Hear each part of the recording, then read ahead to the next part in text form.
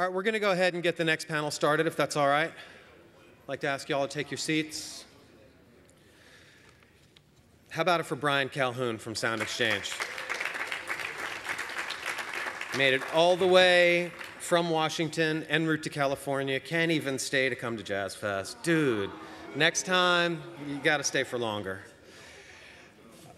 So we're going to move ahead with our next panel. I know that many of you are excited about seeing Chris Blackwell. He is en route. We actually just sent a car to get him. So he is coming. So please stick around. You don't want to miss that. And I have a couple of unfortunate announcements. One is that one of our panelists on the next panel, Brent McCrossan, texted me at 4 o'clock in the morning, suffering from a really nasty asthma attack, so he can't be here, I'm sorry to say. His company, Audio Socket, is not only a sponsor of the Sync Up Conference and has been since its inception, but he does some really, really interesting work with licensing music to visual media through the internet. So I'm sorry that he can't be here, but do look up Audio Socket online and find out about what they're doing. And also Chris Schwartz, the founder of Rough House Records and currently a record producer working with Lauryn Hill, among others, unfortunately has a very serious illness in the family and had to make a last-minute trip out to San Diego. So I'm really sorry that he couldn't be here as well. But we still have some really, really, really great folks to talk today. So I'm going to introduce our moderator and ask him to pick it up from there. Jonathan McHugh is an old friend of New Orleans. Well, not that old. He's, but he is a long time. Sort of old, yeah. He is a longtime friend of New Orleans, having gone to Tulane, having worked at WTUL, having had a very long career in the recording industry. He's also extremely active in the Grammys, the Recording Academy, who are one of our sponsors today. Thank you. And he is probably one of the most connected guys in the entertainment industry that I know. And I'm really pleased that he was able to be here today to moderate this panel. So please welcome Jonathan McHugh, Billy O'Connell, and Chad Greer. And we'll let you know when Chris gets here. Yeah, we will interrupt the scheduled broadcast when Mr. Blackwell shows up, and that'll be fantastic. So thank you guys all for coming. Thanks, Scott Aegis, for putting this great thing on. The Jazz Fest for me is something really special. This is actually my 31st consecutive Jazz Fest. It's, to me, as I call it, the greatest weekend on earth, because it's like, where can you go get all this amazing music, food, culture in one, three-day spot? And Sync Up is a really great extension of that. And I love helping Scott out with it whenever I can, making sure we get the greatest people here. And I think, in years to come, you look back and at the start of this thing, the first couple of years, and see as it gets bigger and bigger and bigger. So we're going to talk about our theme panel today is social media experimental, that's the word. Mobile platforms, grassroots touring, they're all in the grab bag of artists who successfully develop careers in today's music business.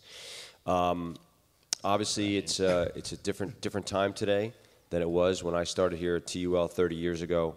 And then 20 years ago, I did record promotion. But again, a lot of it is the same, where you need people to advocate for you and promote your music. And that's what record companies do and publishers do. And then 15 years ago, when I started to music supervise films and produce soundtracks for films, it was a different business. Before the internet, soundtracks were what I called America's compilations. And they would be what people wanted, Once the internet came and you could make your own soundtrack, why do I need to buy 12 songs from a movie when I can just take one or two of the best and create my own soundtrack? Change the whole dynamic. So as everybody knows and has talked about, the internet is changing our world daily on all businesses, whether you're a printer, making music, films, films are the next thing where everything's basically moving to the Netflix model. There'll always be recorded music, there'll always be touring music, much like there'll always be movies in theaters. But as the entertainment business gets divided even deeper and cut into, it's harder and harder to get heard. So we're going to talk a little bit about today of how to get heard, stay heard, and keep yourself out there. So I'm going to introduce my panelists and let them talk a little bit about what they do. So on my right, Billy O'Connell, and he's going to talk a little bit about what he's working on. Hello. Presently, I'm teaching music industry studies at Loyola University. I teach artist management arts marketing, and I teach arts entrepreneurship. But when I tell people I'm teaching music industry studies, very often they crack wise and they say, "What music industry?" Ha ha ha. And the point that I tend to make is that I'm seeing 300 kids a year who are interested in being the new music industry.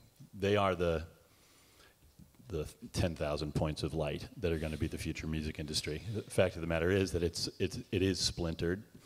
I think that mainly these kids seem to get that it's all about the artist. It's not about a superstructure. It's not about intermediaries. It's about changing the business from one in which many of us stood on the backs of artists to creating an industry and an infrastructure where we're trying to give the artist a back to stand on. And I've been an artist manager for 25 years. I managed alternative bands, let's say, for all this time. And what we've specialized in is living outside the mainstream. You know, as we all know, the digital media has meant blowing apart the mainstream. Shelf space is not an issue anymore. There is no mainstream. Search and discovery is virtually infinite. And it's down to creating a circumstance where the artist can have a conversation with their fan base and where the artist can strike up a relationship with the fan base. It's broken things down to the market level again. It's no longer corporate command and control. Great, there's a place for major labels and major players and major structures and everything else, but we're in a time now where everything seems to be able to play a role. You know, we talk a lot about Topspin, we talk a lot about Bandcamp. 4 years ago, I started a nonprofit called cashmusic.org. CASH stands for the Coalition of Artists and Stakeholders, and it was about creating open source, free software that allows artists access to the tools that they've always had to go to other people for. So think open source software foundation, you think WordPress, Firefox, you know, Mozilla, Apache for servers, MySQL for databases. No one's ever brought about software for artists and for the exploitation of audio content. Cashmusic.org. And talk a little about some of those tools that you think that the artists have been responding to and how it's been working, and also about the background of where you got started with this. Right. Well, building. I started from my orientation as the artist. I've been an artist manager. I was a label manager at Sire Records years ago, 1987, 88, 89, and then I left to manage. And my orientation has always been the artist. And shortly after my orientation became the artist, my orientation had to become the audience. And it was all about creating a connection with the audience. I had to become one of them. I had to become chief audience member and representative. And when I did that, I began to understand what they wanted and what was meaningful to them, and I started to be able to understand the why of what it is we did. So when we started Cash Music 4 years ago, it was with one artist in mind. Kristen Hirsch is my wife, and I've been representing her for 20 years. She wanted a way to experiment with this idea of creating a subscription model. She wrote a fairly influential essay called Thoughts on Sustainability that had to do with the fact that that music, like community-supported agriculture, could be sponsored by its followers. So, you know, think of the farmer who raises heirloom peaches, can't afford to unless he knows there's a buyer for those heirloom peaches. Well, the artist, too, can create a specialty product, an organic product, a non-mainstream product, and know that there's a buyer, a subscriber for that product. And we started Cash Music based on that. But what it spun off was software. It spun off open source tools, players, We do the, we created the Tweet for Track software that Zoe Keating helped build and used first. Steve Earle just used our Facebook Like for Track. We just did a big project with Del the Funky Homo Sapien.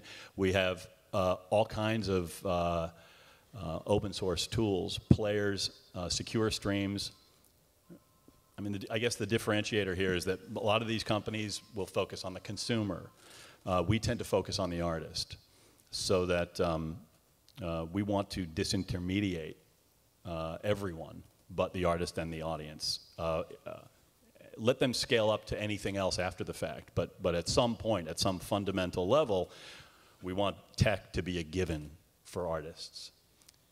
So there are business-to-business applications that we bring about, like secure streams, download codes, and things of that nature.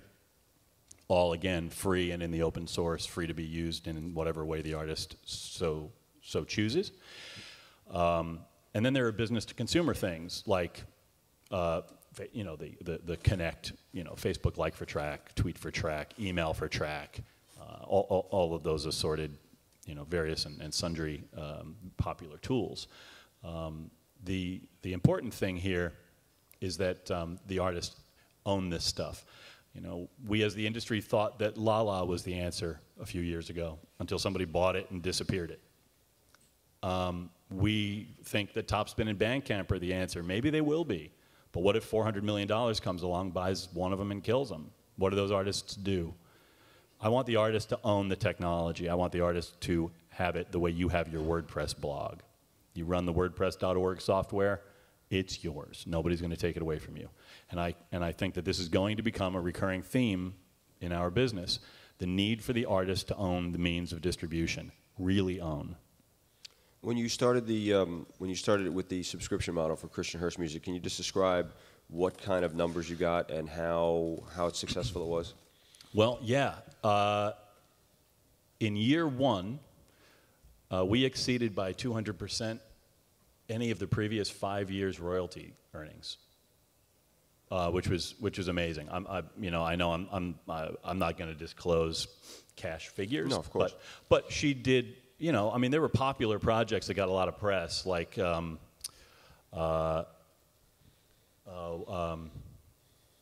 gacking. I just got a total vapor lock on some of these artists that have been doing big subscription stuff. But anyway, bottom line, Jill Sobule was like a very well publicized one, which we outperformed by a lot, very quietly, very much. With not even with our 1,000 true fans, but with a slice of a slice.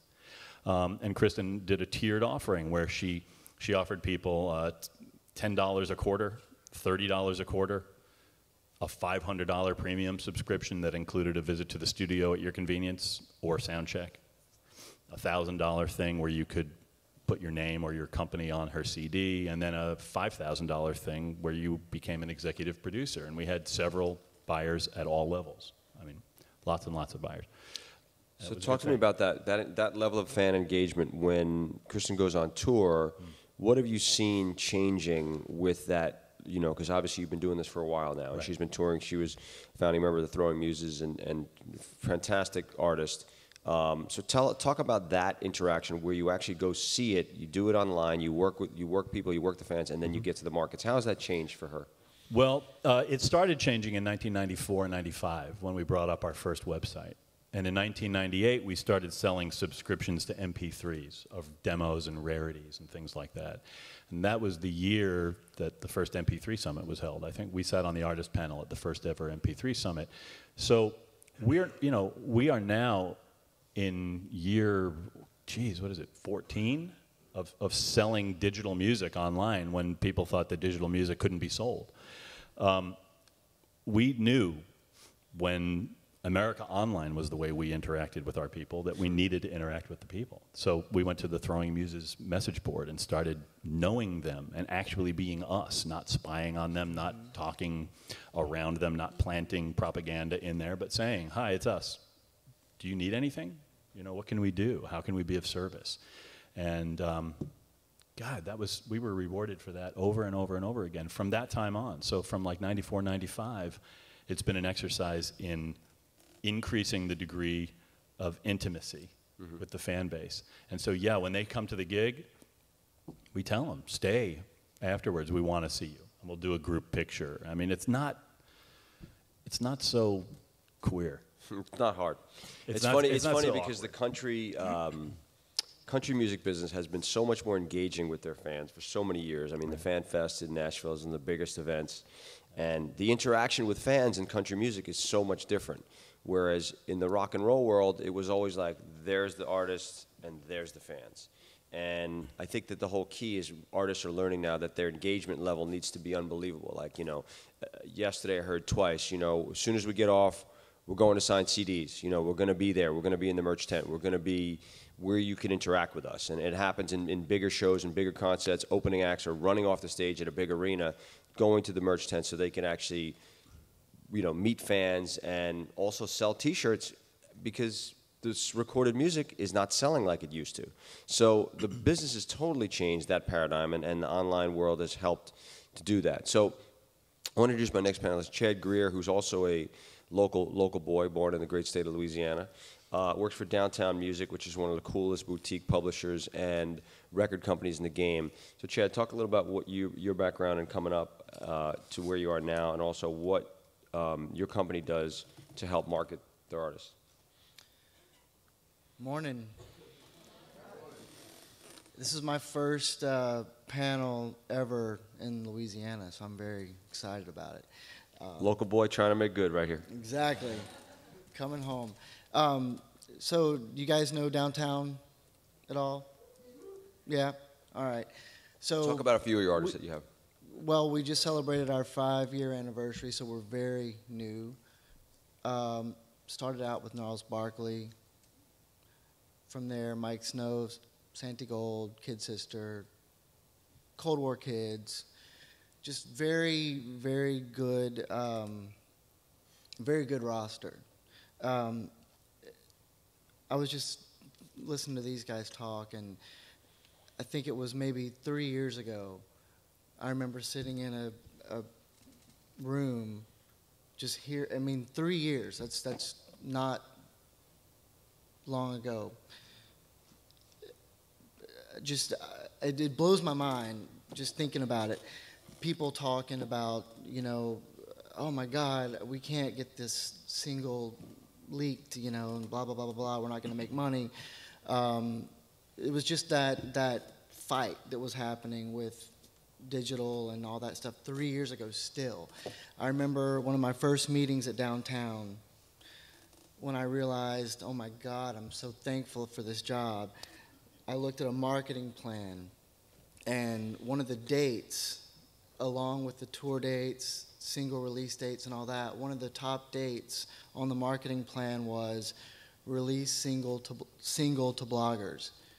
And I was like, oh my God, this finally I'm in a place that knows what's going on. So for Downtown, to be a 5-year-old record label, publishing company, the only reason we're successful is because the powers that be, myself and everybody else, realize that we have to release singles, we have to release videos, we have to give things for free, we have to, tweet, which I took a picture of you guys. If anybody has a problem with that, let me know, because I'm gonna tweet it.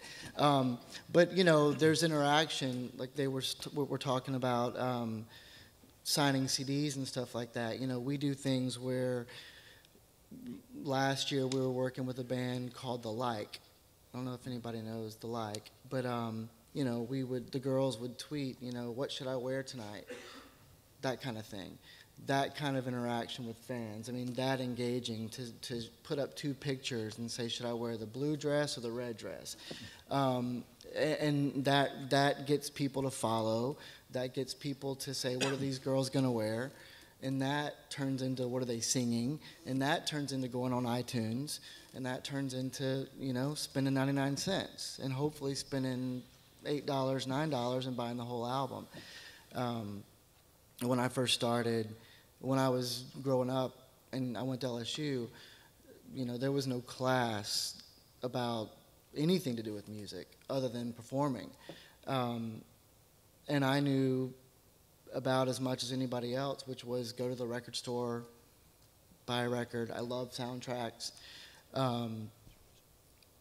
Soundtracks were sort of saving the day, and that was 10 years ago, and that's long gone. So for anybody who's an artist here working in the record industry, it's, downtown's not doing anything spectacular as far as genius goes. These guys said it. It's not brain surgery. It's like the internet's there. You can, marketing is, it's right there online. Any artist that you love, Google them. It takes 5 seconds, and you can see everything they're doing. Yeah, it's a real wide world as far as you can find it so much easier. I think what might be interesting to note is that there's no one right answer. Like what the like did with Twitter is in diametric opposition to what Kristen does with Twitter. Right. Kristen has 60-something thousand followers, and she's the most atypical Twitter follower I've ever seen. Twitter user. She doesn't follow anybody because she doesn't like the clutter of it. She only tweets, and her tweets are like weird moments from her life. They're like she gets listed as like funniest tweeter all the time. It's free therapy for me. Pardon? It's free therapy. Yeah. Free therapy for me. So, I'm just in 140 characters, I should say. exactly Short form therapy. But it does create that intimacy. It's giving people a sense of who she is. And where her values are, and it allows people to understand her point of view and be able to bond. And they feel like they know her better because of her weird freaking sense of humor and the strange pictures and the way she sees the world, and they immediately know where she stands, and they say, oh wait, I can align with that. I'm like that. She's one of me. Right. It's the ultimate communicator, and like I said before, using the Nashville example, the engagement level is so much greater. You work with artists like Kanye West, who have the craziest tweets of all time, and people know he's crazy, but he's also a musical genius in a certain way. So it's kind of like, it's an interesting thing, the dichotomy of it.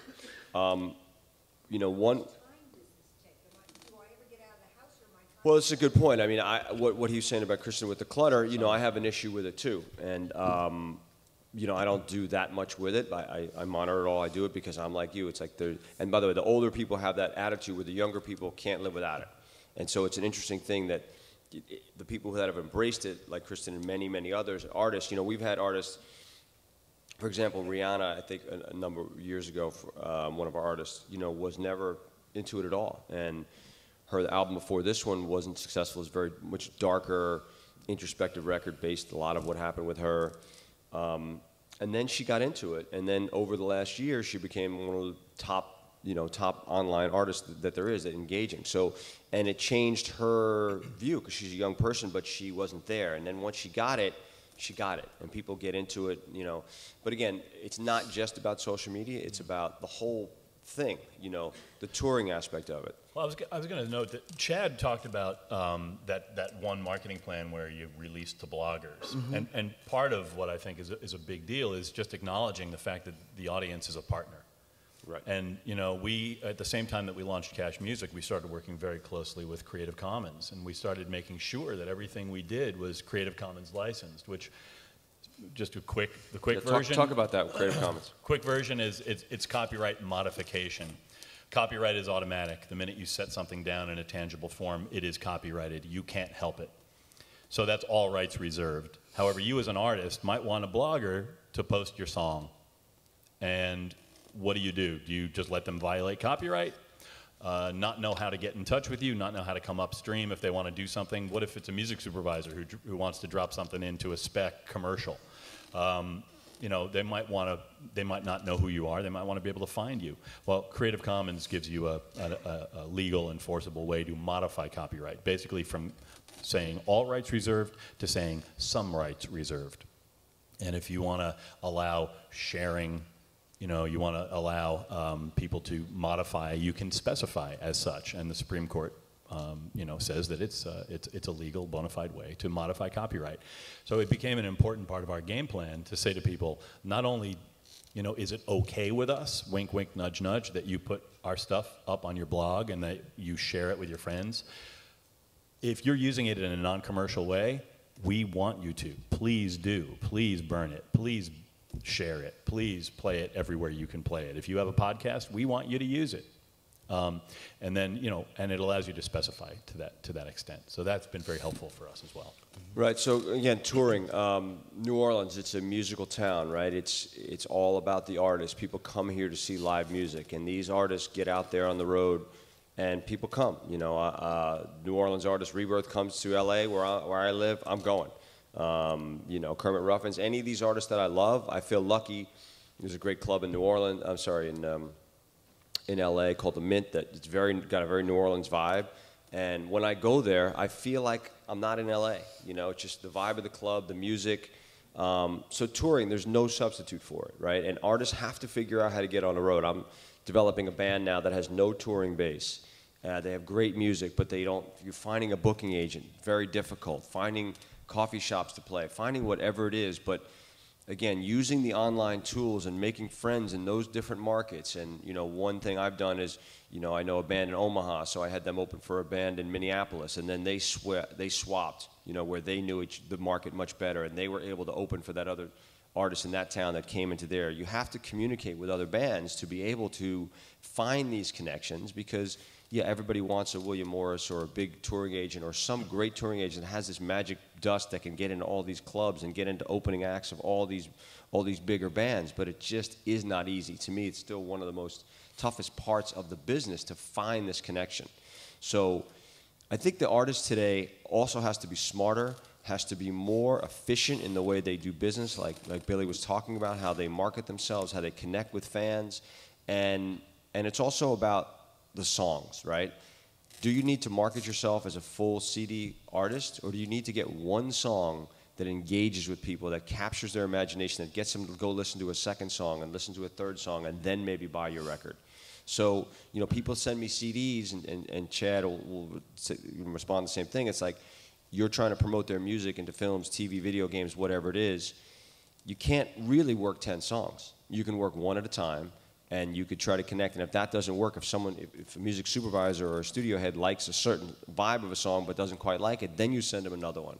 So you also have to get more specific in your marketing and your message of how you get your music out there. You can't blast people with too much stuff because it washes over you, right?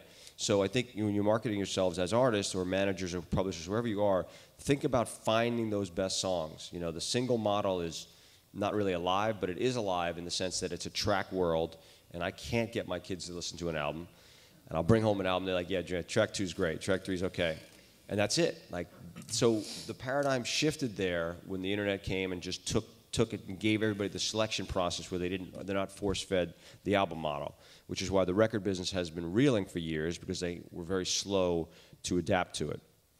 So we're going to change the pace a little bit, and this is very exciting for me. I had been out of the record business for 3 years. I was independently supervising and music supervising films and producing films, and I got a call about going to work in the record business again. And I said, yeah, I've been doing that for a long time. I like other things. I'm producing films. The supervisor's great. But the record company was Island Def Jam. And Island Def Jam was put together. Universal bought both Island Records and Def Jam Records and put together this amazing label, which has the best, arguably the most notorious hip-hop label in Def Jam Records, and Chris Blackwell's Island Records. And for me, growing up in New York City with both these labels as my guide, and they were both there, was a thing that I could not pass up. So going to work for a company with this legendary history, Russell Simmons, Def Jam, and Island Records. And Island Records, Chris Blackwell formed in the late 50s, early 60s, went to Jamaica and found some of the greatest reggae talent of all time, including people you might have heard of, Bob Marley and Steel Pulse and Black Uhuru, and the names goes on. And then moving into the rock side with U2 and interesting artists like Grace Jones, and he is the one or two top trendsetters of all time in the record business. So we're unbelievably fortunate to have this man come speak to us today. So ladies and gentlemen, please get up for Mr. Chris Blackwell.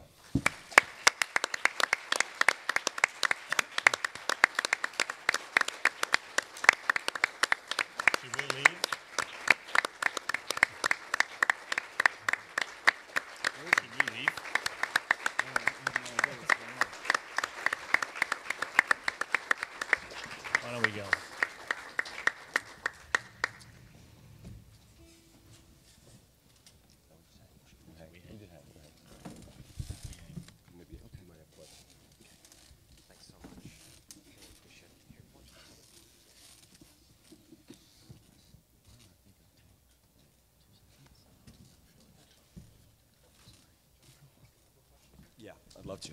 So I met you briefly at the tribute that the Grammys did to you last year with L.A. Reid and Steve Bartles, who I'd worked with, and the retrospective was beautiful, just to see all the people that you have put out in the world. It's the greatest legacy to me. I mean, children are obviously the greatest legacy you can give, but the next gift, I would say, is putting the music forth that you've put forth into the world. So, question for you, in today's place, how have you seen, with the internet as it is, and how people can find music and discovery, and it's a lot easier for people to get it, how have you seen the greatest differences in today's music world for you about how harder or easy it is for the artist to get out there and reach the world? Well, it's both. It's harder and easier. It's harder because there are so many people making records now, because it's so much easier to make records. There's no cost of entry, essentially, to starting a record company or putting out your record. Whereas when I started, there were not that many record labels. When I started in England, there was EMI and Decca, and they had 95% of the business, those two labels. And then there was Philips and Pi, and they had 2% each, so the rest of the independents had 1%, and those were mainly like jazz labels or folk labels. So, as I say, it's harder and easier. I remember when I was, trying to promote records right in the very early stages, going and being turned down by Radio Luxembourg and thinking, boy, it would be so great if one could just have your own TV station or your own radio station. And now you can have your own TV station and your own radio station, in a sense, because you can get your artist to be seen and heard through the internet. But there are billions of other people doing the same thing at the same time. So that's why I say it's harder and easier at the same time. The A&R legacy, again, you left, finding some of these great artists. Do you see the talent pool is obviously out there. There are always great people making music. When you went to Jamaica and found these great artists, was that the path that you always knew you would find, or that just ended up in a place and got to, meeting the Marley and Bob Marley and that level? Was that something that you think can continue and people can find those artists? And what do you think that magic how do you think that magic happens again to find legendary artists? Well, in my case, firstly, I'm from Jamaica. I'm Jamaican. Right. So I had a job teaching water skiing in a hotel, and there was a band playing there. They were kind of a jazz band, and I was just really a fan of music. I still am. I can't live without music. So I was really a huge fan of music, and I think most people who are real fans of something, you want to get closer to it. And this band that was playing in the restaurant or in the bar in this hotel, I really thought was pretty good. And I thought, well, I'd love to record them. And so I asked them if they wanted to make a record, and they said, yeah, sure. So I booked a van and we drove into Kingston, and in those days you could make a whole album in 3 or 4 hours because everything was in mono. So we went in the studio, and the band, would play a song, and I'd compare how that sounded to how I'd heard them sounded before. And I sort of said, well, I think maybe you could do another take, because I heard it sound better before. So I was like a producer, so because of just being there. And I just loved the whole process, because I was sort of, in a way, like a groupie is, where you just want to get so close, into something that you really care about. And somehow, by just starting there, I was kind of involved in it. I had some hand in how the record came out, and that was incredibly exciting to me.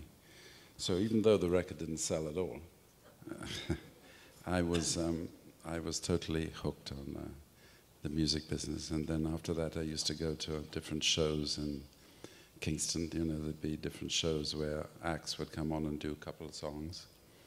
And there was one act who sounded a lot like Brook Benton, and I love Brook Benton. So I spoke to him if he wanted to make a record. Of course, everybody wanted to make a record at that time, because to make a record was a big deal. And so there were 3 people I recorded pretty much at the same time. I was one of the first people to start recording Jamaican music. And the 3 records each went to #1.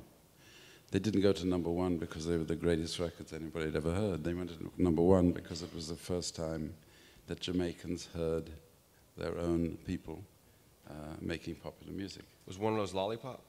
No, Lollipop was That's five years later. Right, or later. Okay. 4 years later. Could I make an observation? It's an honor to be on stage with you. I'm a huge fan of everything you've done. Let me just get that out of the way.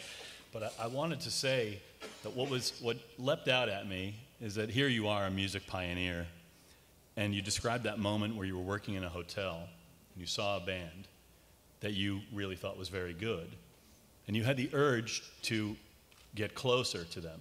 So first, all we talked about is social media, and you identified the moment that you wanted to bond with the band. You wanted to create greater intimacy, right? Completely red thread to today.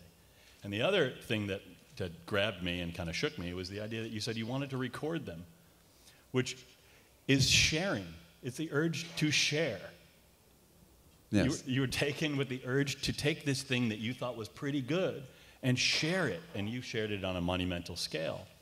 I think that to remember that, you know, a great figure of music like Mr. Blackwell was still motivated by the same things that people in our social media sphere are motivated by: sharing and intimacy.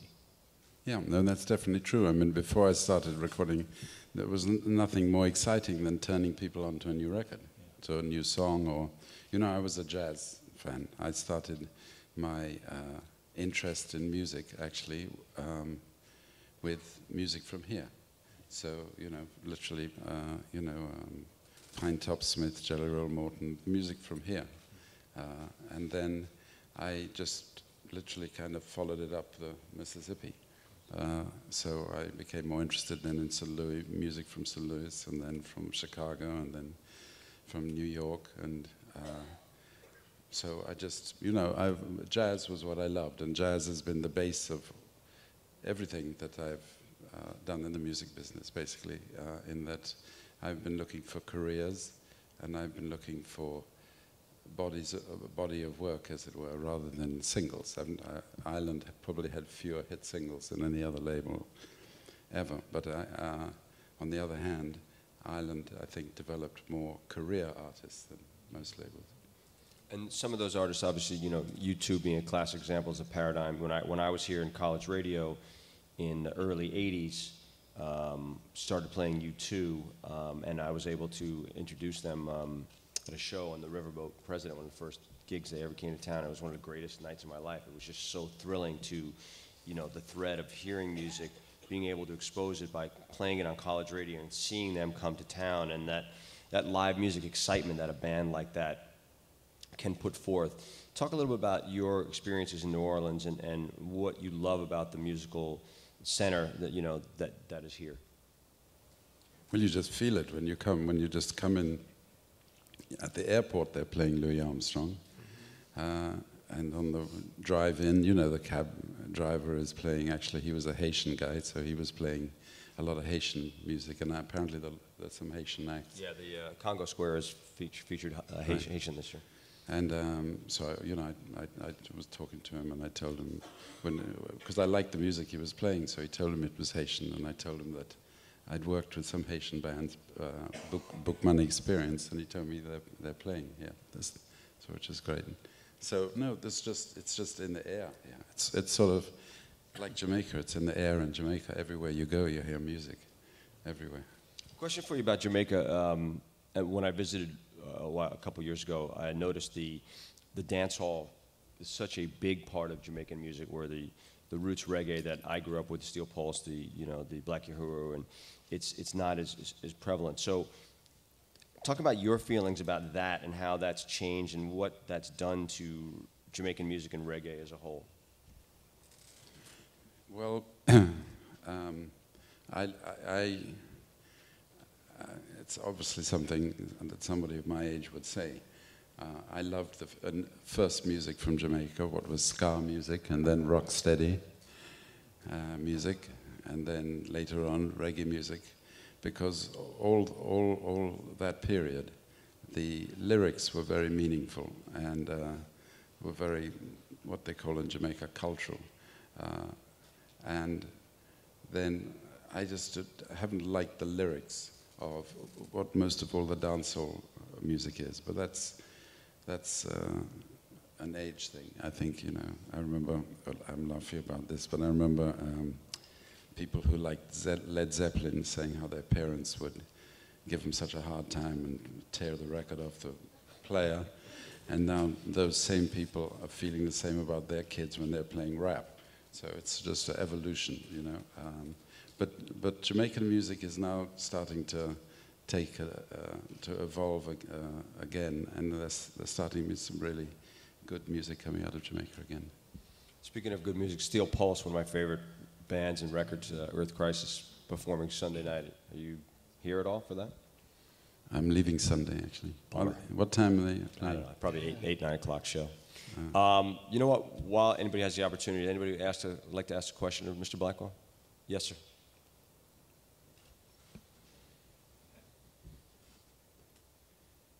Hello, everyone. Hello, Mr. Blackwell. Hi.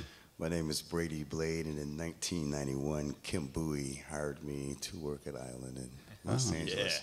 Yeah, old So, first of all, thanks for feeding me. On that note, of course, you're a huge influence for me and my family about what you've accomplished in this industry, and I thank you for that opportunity. And where we stand now, we have a company called Blade Studios that we started in Shreveport, Louisiana, just opened last month. We're off to a good start, and we tried to make the, technologically speaking, the best studio that there is, including a great 2-inch tape machine. To ask my question, in your opinion, going for this type of excellence in audio, you think it's a good move at this point in time? I do think it's a good move at this point in time, because I feel sometime soon there's got to be a evolution from this MP3, which is such a terrible reproduction process. Yes. You know, it's just terrible. So I don't know how it will happen, but sometime people it's got to want to hear a sound, a proper sound, instead of everything being squeezed down and compressed as it is. Yes. Yeah. Well, thank you so much. Thank you. And if I can give you something. Card and sticker for your skateboard. Thank you.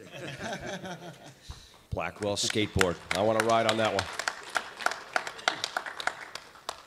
one. So obviously, you sold your company a while back, and you've been doing, Palm Pictures. You created some amazing content, amazing music, and some visuals with that. What are you involved with now, and what interests you? I mean, obviously music as a whole, but any special things you want to talk about? Things you're working on or interested in? Well, I'm not really in the music business now, because I can't kind of figure it out. I think if I was the same age when I started Island Records, I would be in it, absolutely. But at this point in my life, it's very hard, because I think it's all about lots of companies or small little groups, like what Island was when it started. Because when Island started initially, when I signed an act, in a sense was like a partnership, in a sense, because I signed them for records and for publishing, and also for their tours, for their shows. At that time, merchandising hadn't started yet. So it worked well for everybody. It does lend itself to being potentially exploitive, because because you're controlling all the different revenue streams. But if you if you treat it in a proper way and in a fair and honorable way, it's really the best way, because if you have a small label, what a small label means essentially is that you're only working with a certain amount of acts, not a huge amount of acts. And especially comparing to today now, music is still the fastest way for somebody to develop a brand identity. There is nothing faster. You can be in a television show, but you're not going, or you can be in a movie, but it's not going to happen like if you're in music.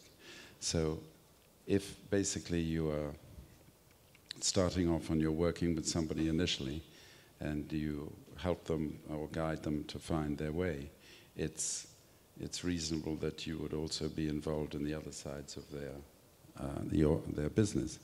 But you can only do that if you're working with a finite amount of acts. You can't give that personal attention to 50 acts, 30 acts, 20 acts. You can probably do it for 5 or 6 acts. So I see that is the way that would work now. But that is like somebody when they're starting. Do you know what I mean? When you're first starting out in life. For me, at this point in my time, it wouldn't make sense for me to do that. But I think that's the way that this business can work. Right, and that's what you guys have done at downtown with a small. You started with a great boutique label, build one great act blows up, then it allows you to and keeping it that way. Right, you can't go too far, and that's what the downtown's a great model for that. A couple more questions, Dan. Hey, Chris, Dan Storper, Putumayo. How are you? Hi. How are you? I happen to be living down here. You live here, that's right. I do. I left you a voicemail on your cell phone, but anyway. This is the thing. Chris and I were talking in a weird way. He was thinking about buying my clothing business when I was trying to get into the record business. And one of the things we were talking about, he was saying, I'm amazed by seeing your CDs all over the place, Putumayo, in his ski resort or whatever. And I said, if you remember when you started, I read your autobiography and, basically, or read articles, you were going out with your car and bringing around records to shops. And I think the thing, whether it's the internet has facilitated a lot of better connections, but I want to emphasize the importance of things like in-store play or getting out there and getting your music into smaller venues, whether it's performing or whether it's getting a CD played in a cafe or somewhere or even sold. And I think that's the underlying connection that we've always tried to do. And in some ways, the artists that Island and the Angelique Kidjos and others, when people hear it, they go, "Wow, what is that?" It's kind of ambush. It's like Glee on television. I was talking to the music supervisor from Glee yesterday. It was like, all of a sudden you're putting something in front of people and they can hear it and they go, "What the heck is that?" I remember doing that with Tracy Chapman the first time I heard her, Enya with Orinoco Flow. Just hearing the stuff, it's amazing. So I think people have to do a little more of that foot to the ground kind of thing. Yeah. I just want to say something. This guy here is Exhibit A of passion. He had a very good business called Putumayo, and he just loved music. He sold his clothing business and just went into music and has built an incredible company. There isn't a place in the world you don't find his records. Dave? Thanks, John. Chris, hi. I wasn't going to self-promote, but since Brady did it and Dan did it, I'm a president of Bug Music and also a proud sponsor of this event, co-sponsor, and I really want to thank you for coming. It's really meant a lot to Sync Up and New Orleans in general. As a music publisher, fellow music publisher, I wanted you to put that hat on for a second. I happen to also proudly represent Kristen Hirsch and her copyrights, and heard Billy talking about Creative Commons a minute ago, which sort of sends a chill up my spine. Copyright is under attack, as you, I'm sure, know, particularly from the extremely powerful companies such as Apple, et cetera. Now, of course, they support music, but at the same time, they're trying to scale back the importance of copyright for obvious reasons. I wonder if you see what you see as the future of music publishing as a publisher, and whether you think it will remain robust, or whether, in fact, the creators of music, the songwriters, are going to be suffering in the new era of, free dispersion of music, if you will.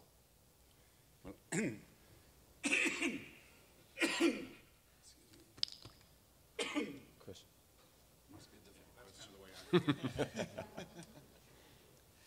It sticks in your craw. Yeah. Yes. Now, this is the worst time for music publishers right now. And the main reason it's the worst is because publishers and record companies are kind of natural enemies somehow, because the record company wants to pay the publisher as little as possible. But now the record companies own all the publishers, basically, all the big publishers. The biggest publishers are now record companies. And the reason the record company is anti a publisher, because in very simple, oversimplified terms, a publisher gets 25% of the revenue and the writer gets 75%. And in the record business, the writer gets, or the artist gets 25% and the record company gets 75%. Therefore, the less they can pay the publisher, the better. There is no really strong leadership in publishing. There was in the past, but as I said, the record companies own all the publishers now. So this is a very bad and unhealthy situation, because in many cases all these internet entities, whether it be Spotify or Rhapsody or Napster or even Apple in the United States anyhow, they pay a bulk amount of money to the record company, including the publisher's share, and then the publisher has to wait and hope that the record company is going to pay them what they're going to pay them. And that usually involves ultimately litigation in order to get it. That's all the bad news. But the good news is that the laws of copyright are much more strong than the laws of masters. The laws, in other words, for protecting the songs are stronger than the laws for protecting the recordings. So I think ultimately this will straighten itself out. I hope so, but at the moment it is not a healthy situation in the United States. In the rest of the world, like for example in Europe, Apple pay the publisher their share and they pay the record company their share, and they pay it from source. And I happen to be a huge fan of Steve Jobs and of Apple, and I think Apple is the only entity which at least has a structure and a model where the artist, the writer, the various songwriters, the publisher, etc., can get paid. In a lot of the other ones, the only people that get paid are the major record companies, and very, very little, if anything, filters through to the people who created the music. Question for you. As far as you brought up passion and you talked about, the early hustle of going out and selling your records and, what it takes, and Dan's model of Putumayo and getting these records into every store that my Putumayo memory is the same of seeing it at a bookstore in Bronxville, New York, like that didn't sell any records. And so that level of hustle and, what it takes to get in the music business and succeed in the music business, what advice would you give potential managers, A&R people, publishers that see acts that motivate them, and how can they make that connection to that artist and, again, be a connector to take them out into the world? Well, again, it depends how much you like what you're doing, and I mean particularly the artist. If you love what you're doing, you love playing and you love performing, if you really love that, you just have to be sure that you have patience, because in life, the best, if you love what you're doing, you just want to keep doing it. There's no hurry. there's no, the journey is what is great. Getting to the end of the journey is no, you know, it's not the be-all and end-all. In many businesses, in many cases, most people, you know, work at a job which they is okay, but it's really they work at the job because they have mortgages to pay, they have to feed their family, etc. And they go to work, but they don't go to it in the same way, perhaps, that they're just loving to get to work. If musicians love what they're doing, and in most cases they do, the main thing is to just say, well, let's just go slowly. Just use the social media, use all the things that are available nowadays, just to build your career slowly and steadily. And if it takes 10 years, so much the better. It means you've got really, really good, you're really solid at what you're doing, and you'll have a lifelong career. In my case, as I say, I was into jazz, and jazz was not a singles business. There are very few jazz artists, if any, that I can think of, who suddenly appear and then disappear again. You know, if they are good and they're talented, they last their lifetime pretty much. In my first hit, I was very proud of myself because I'd found this little girl in Jamaica, brought her over to England, produced a record with her. It became #1 almost everywhere in the world. That was My World Lollipop. And she went from literally zero to being, you know, a big star all over the place. But she wasn't able to sustain it. And though I was so proud of myself when it started, I didn't feel at all proud of myself when I wasn't able to help her sustain Find it. the next hit. So in the career aspect, you know, talking about Bob Marley and the Wailers, when you obviously recorded that record and got them going, did you know that would, I mean, it's obviously hard to think about the level of that became, but did you know that kind of connection would happen with the world with that music? Did you feel, I mean, you must have felt it to some level, but I just wonder what level. Well, firstly, I started personally working with Bob Marley and the Wailers about 8 years after they started recording. They made lots of records before I ever met them. I met them by chance in London a week after Jimmy Cliff left Ireland and went to another label, which I was very distraught about because I'd worked with him for a long time and I felt I knew, you know, what was the next step. But he left, and you know,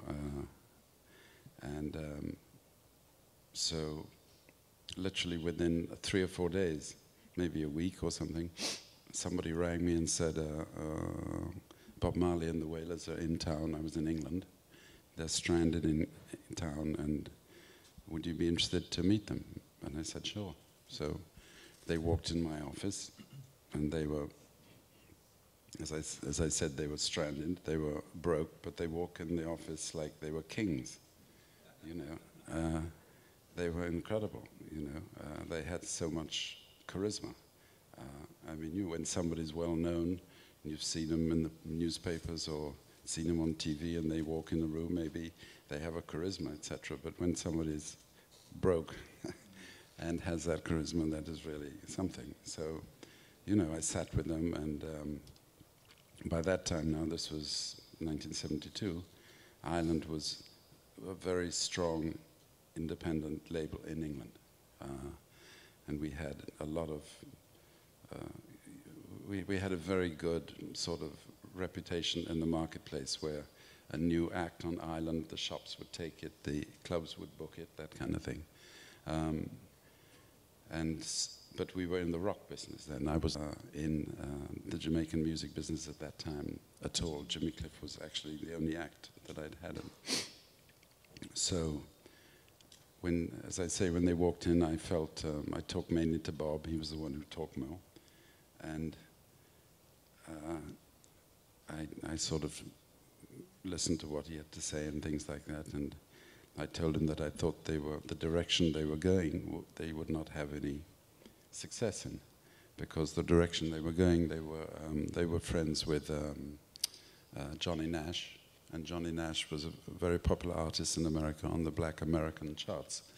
I told them that I didn't think they'd have a hope of selling any records on the Black American charts, and I thought they should be.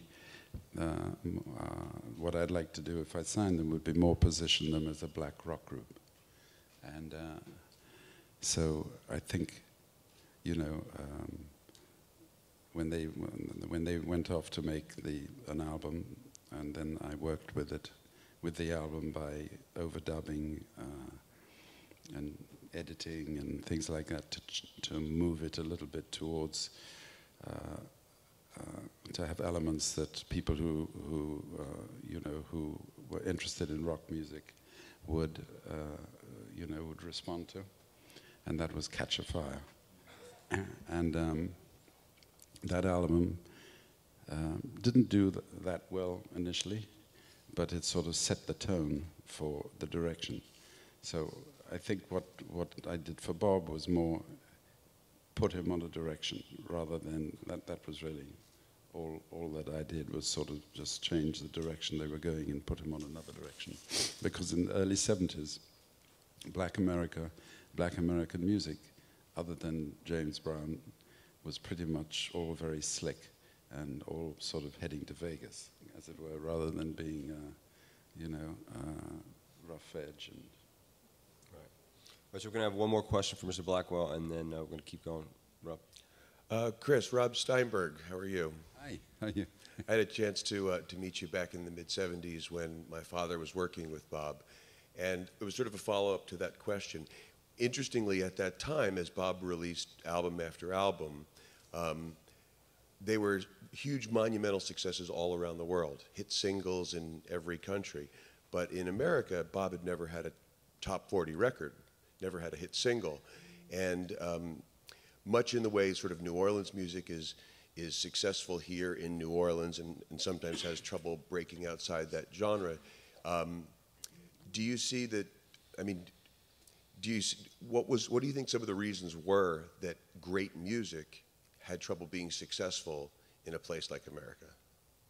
I mean, Bob's music was successful much after he had passed, and underground very successful, but never had the kind of commercial success that he probably should have had here. Well, the radio here is very formatted into certain kinds of music. There's lots of radio stations here. For example, in England, there's one radio station, the BBC, and there's lots of press. Press are always more interested to introduce new things, because if you're not interested, you just turn over the page. In the case of radio, if you're not interested in something, you can change the station. So it's not a model which encourages anything new and anything different in America. But now with social marketing and social media, there are opportunities for lots of new things to be heard. And I think that's what you all are up here trying to. That's true. That's true. Well, welcome to New Orleans again. Thanks. All right, let's hear it from Mr. Chris Blackwell. Thank you so much, Chris. Great to see you.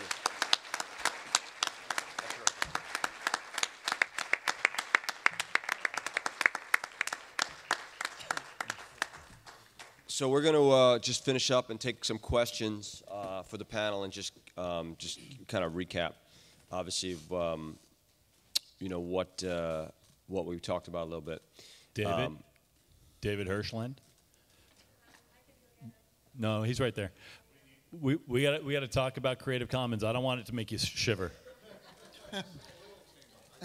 All right. Why don't you just talk a little bit so the audience understands what we're talking about? Well, no, rightly so. You know, somebody who owns copyrights has a vested interest in protecting those copyrights. But there is a great deal of misunderstanding about Creative Commons. A lot of people see it as an assault on copyright because Can you just because define it can exactly what it is? Yes, because it can be an end around the performance royalty. Because if somebody streams your song on the internet through their blog, technically you should be entitled to a performance royalty. But the fragmented world we live in doesn't allow many people to do the work they need to do to go seek the permission. I mean, it's a damper on enthusiasm. It's a damper on sharing. It's a damper on that bond. And we've made the value judgment that modifying the license and giving people the ability to share music non-commercially and give them a way of reaching us, because each license that is embedded in these songs incorporates, a way that the user can find us, can come upstream and find us. And essentially it's us embracing sharing, empowering the listener to help us reach more people, and not encouraging piracy or the abuse of copyright. Great. Question? Hi, thanks you guys so much. I'm really learning a lot, and it's really nice to hear from you. But I think you're kind of wrong about something, and that's, I like the days when I didn't know so much about the musicians, especially like rock guys. Like, I don't really want to see them out after the show. I want to imagine what they're doing backstage. The mystique, the mystique level for you. Yeah, and I've unfollowed musicians on Twitter because I don't want to know about their politics. I've unfollowed rappers because I don't want to hear about basketball all the time. And I think it's just, I don't know, I think that I feel like for me it's nice to imagine more than like hear everything about you. Well, you're learning something. I mean, you're deciding where your values are. Yeah. When you unfollow somebody, you're unfollowing them because your values no longer align. You're making choices. I still like their music, right? Right, which is that's fine. But that's the issue is, like, Gigi Allen likes to treat his fans like shit, right? Yeah. He's allowed to do that. The artist also has to make a value judgment. The artist also has to decide whether they're making themselves uncool or oversharing or whatever.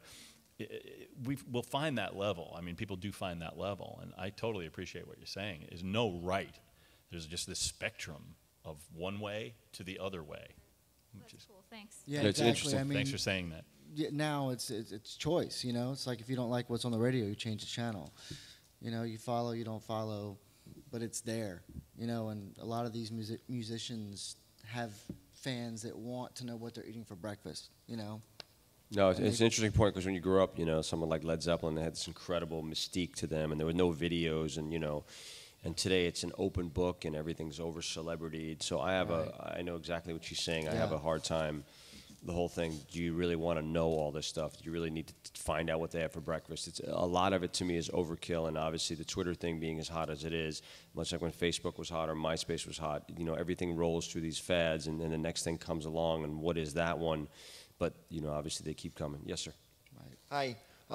For artists who are not in the mainstream, more local artists, I'd say 95% of their revenue stream comes from playing shows. And I'm on Twitter and Facebook, and I have a few hundred followers, but when I'm tweeting about a show, I don't get a lot of people coming out to that show. Most of the people who follow me are people in the industry. They're my peers. They're good people to have these connections with. I'm just curious if you have any ideas about monetizing that, actually having these people give me money, because that's ultimately a necessity for doing all this. Absolutely. Do you want to handle that? You mean? Is he talking about converting? How do you convert the online presence to actually fans at shows? Right. And that, to me, is the whole crux of the toughest part of this business. So why don't you just jump on that for a second? Well, first of all, we found in our world that Facebook people do stuff, and Twitter people don't. Right. Right. And I'm sure that you'll find that if you gravitate to your Facebook profile, your Facebook page, in order to try to stimulate or to issue calls to action or stimulate some kind of sales, you're going to see much greater reward. I mean, we have 2 pages that total about 10,000 people. We do 4 or 5 times the business through Facebook that we ever do through Twitter. 100%. And and Twitter is massive for Kristen, but that's not where we do it. I mean, we see books. She just wrote a book. She put out a book last year that's done pretty well for her. And when she talks about it on Facebook and links people through Facebook, oh my God, it just blows up. But you need to also know what you want. Like if what you're trying to get is people to commit to going to a gig, I would propose that you start to think about something like Eventbrite. Put the event on Eventbrite, you don't need them to buy their ticket from you there, although that's possible. What you can do is ask them to commit to go in return for something that you will give them. We did a book event at Barnes & Noble in Union Square in August. I was shit scared that nobody was going to show up. 500 people, live event on the pub date of the book, and all I wanted was for it to be big. And so I started an Eventbrite event for that gig and promised anybody who committed, RSVP'd via Eventbrite, would get something from me. We'd give them something special. And we would, we delivered. And I made sure that that room was full. Right. Right, so the idea of giving away some T-shirts, right. some music, Contest. or something. So yes, you want to get them to experience your music, but unfortunately, it takes people a lot to commit to do something. So what is that in return you can give to them besides your, your live performance, which is super important? So think about those creative ways.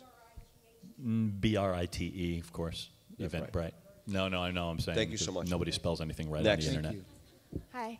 I have a question about artist development with labels, I guess Island and downtown specifically.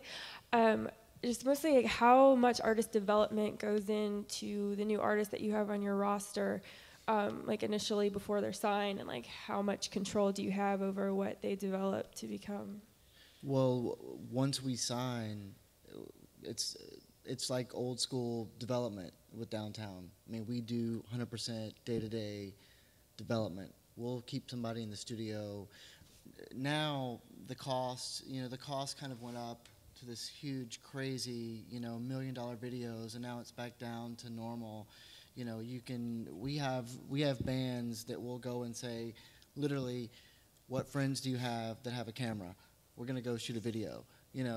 That kind of thing, because we don't want our artists to be in the hole. So I mean, I can only speak for downtown, but at downtown we do 100% development. We do everything from setting up co-writes to, keeping somebody in the studio for 6 months if they need to be to get the right songs. That's what we do. And but we're small, we can do that. And on the bigger label front, it's incredibly expensive to market and promote a band. To go to radio with a single, top 40 landscape or rap landscape, it's incredibly expensive.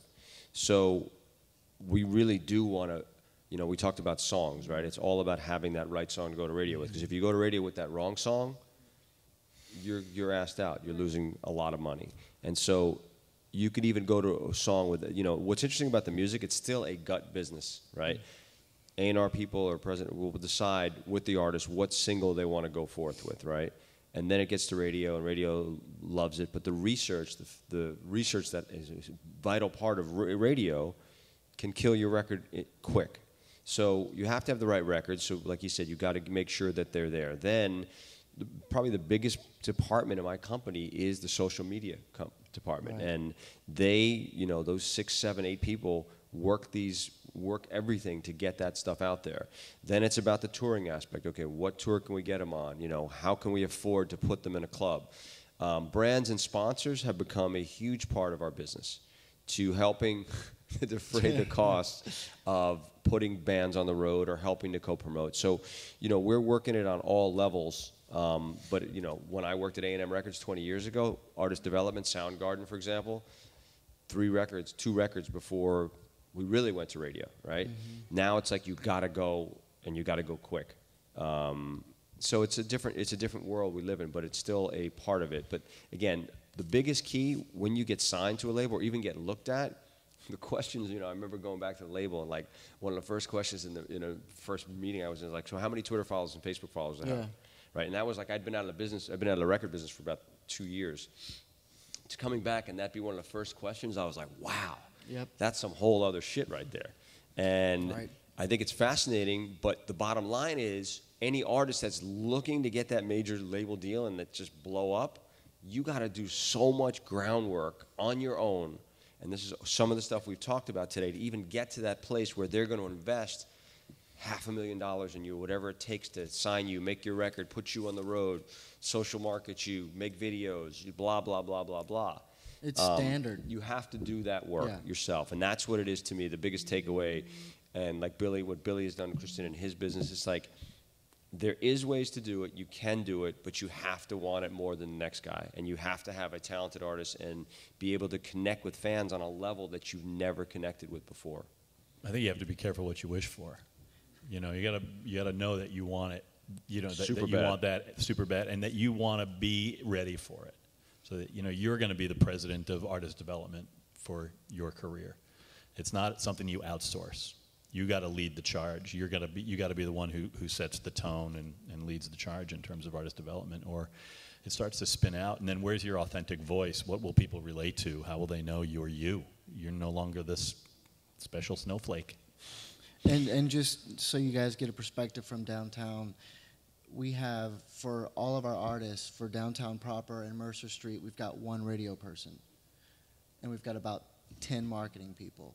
And marketing covers, you know, all the new media, Twitter, blogging, all that stuff. I was going to say, when Chad one radio person. When Chad made the point about, you know, now going back down to video being like, who do you know who has a camera? It's down to being smart marketers again, knowing that you're going to spend money that's smart to spend. You know, you can't spend money that's just, you know, going down a hole. Right. Yeah, the best stuff that connects with some of our artists, the people, are the viral videos that they shoot themselves, or we give them a little bit of money or a camera and just go out and do it themselves, because that's a direct connection. People don't want those slick videos anymore. I mean, look, if you're J-Lo, you have to have that to be able to get on Entertainment Tonight or the Today Show. That's a whole other level of shit. But as far as the artists that are coming, rappers, they shoot one of their guys is on stage shooting their own stuff.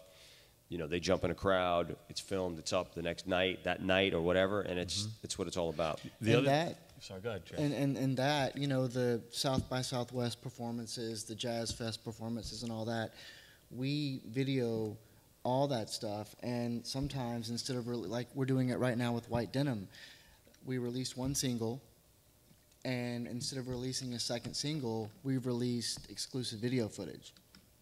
And that's like our new second single, video footage. Can I also add that this recurring theme that we're finding with not only with Kristen but with a lot of the artists that I've worked with through my experience working with other companies, is that this idea of giving people not an open book.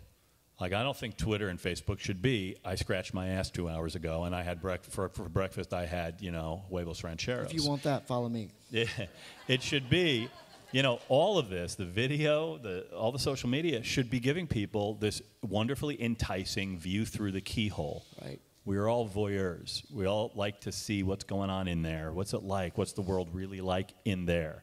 But you don't want to lay it all out. Right. Give them a view through the keyhole. You can't see everything through the keyhole. You just get a little snapshot. And so the video you do, man, it should be just this great corner of your life, and that looks beautiful and makes people want to lean in, then you're doing it right. Well, I'd like to thank my panelists, and I thank you guys all for staying and being patient, and for Chris Blackwell for showing up. Thank you so much, guys. Thank you, Jonathan. Scott Aegis, with some closing remarks, will address the audience. Well, first of all, Jonathan McHugh, thank you for doing such a great job of moderating. Billy O'Connell, Chad Greer, good friends of New Orleans. We're very glad that you guys could be here today. Thank you all so much for a great job on this panel. Also appreciate your indulgence as Chris Blackwell is able to get here by hook or by crook, and almost the hook, actually. And you guys asked him some really great questions, and it was really enlightening to hear what he had to say. So that was pretty cool. Not bad for the price of admission, I have to say, if I do say so. So anyway, thank you all for coming. This is the end of Sync Up for this year's edition, but we will be back here next year, next Jazz Fest. So again, thanks for being here. Stay in tune with the Sync Up website, syncupconference.com. We'll be posting more videos, photos, and additional resources of information throughout the year. So thank you all for being here. Out of the costume. And about 5 minutes. That's pretty good. I could jump. Man, that's good. And how heavy is your costume this year? Oh, it's not that heavy. You know, I always make my costume heavy enough to run somewhere.